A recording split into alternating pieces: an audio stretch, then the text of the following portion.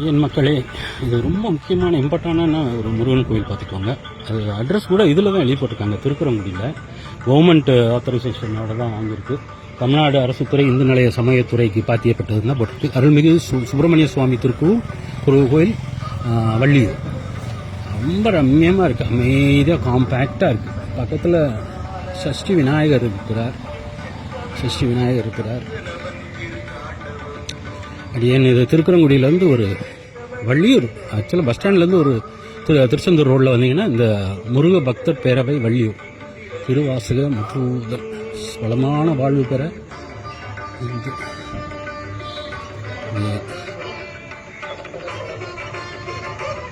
செல்வம் பெருகுதல் அமைதி. ரொம்ப அமைதியாக இருக்குது. பாட்டு வேற ஓடிட்டுருக்கு, முருகன் சாங்ஸ். அற்புதமான கோயில் மக்களே. யார் திருக்குறங்குடி வந்தாலும் திவ்ய தேசம் இல்லை அப்படின்னு நினச்சிட்டு முருகபெருமானை சேவிக்காமல் இருந்துறாங்க.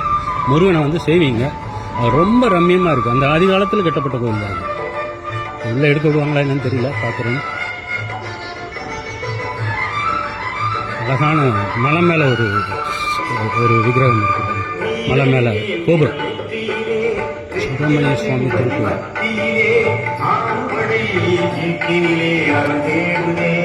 அழகான பாட்டு ஓடின்னு இருக்கு. முருகா அப்பனே முருகா காப்பாத்து, பிள்ளைகிட்ட இருந்து என்ன காப்பாத்து, செதைச்சு விட்டாங்க நீ. அப்பனே முருகா முருகா. இதோட நிப்பாட்டிக்கிறேன். இதுக்கு மேலே எடுக்க வேண்டாம்னு நினைக்கிறேன். ஏன்னா ப்ரொசீஜர் இருக்கும், கோயிலோட ப்ரொசீஜர்ஸ் இருக்கும்.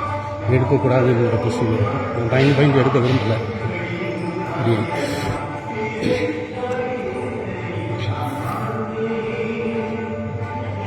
ரம்மியமாக இருக்குது கோயில். பா, சூப்பராக இருக்குது. பெருமான் முருகன் இன்னைக்கு நம்மளை செவிக்க வச்சுட்டாரு. நான் அவரை திருச்செந்தூரில் போய் செவிக்கணும்னு நினச்சேன். போடா நீ அங்கே போய் பெருமாள் சொல்லிட்டார், போடா நீ போய் அங்கே போய் அவரை சேவிச்சிட்டு வா, வெளியூர் போடா அப்படின்னு பற்றி விட்டார். அதுதான் ஆச்சரியமாக இருக்குது. இது வந்து கொடிமரம், அது பலிபீடம். அருமையான கோயிலுங்க, யாரும் மிஸ் பண்ணிடாதீங்க. பெருமாள்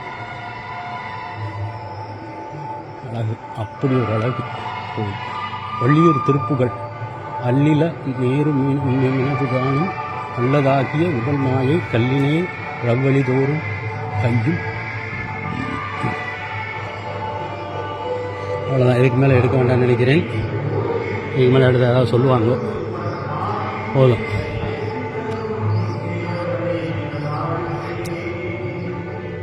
பிரமாதமாக இருக்குது கோயில்.